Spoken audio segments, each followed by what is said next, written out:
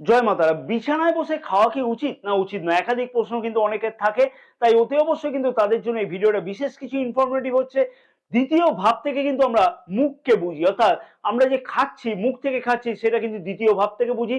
দ্বিতীয় ভাব থেকে কিন্তু ধন সম্পত্তি, পারিবারিক সুখ সমৃদ্ধি ইত্যাদি কিন্তু বোঝা হয়ে থাকে। এবং বিছানাকে বুঝি কিন্তু আমরা দ্বাদশ ভাব। দ্বাদশ ভাবকে কিন্তু আমরা বাচ্চাটিতে অশুভ ভাব বলে বিচার করে থাকি, এবং দ্বাদশ ভাবকে কিন্তু আমরা ব্যয় সংক্রান্ত বা শারীরিক কিছু অসুবিধার কারণ বলেও কিন্তু বিচার করে থাকি।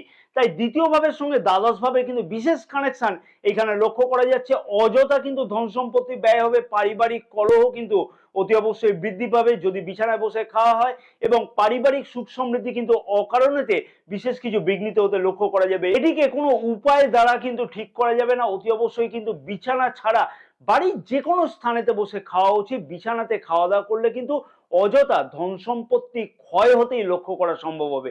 জয় মাতারা।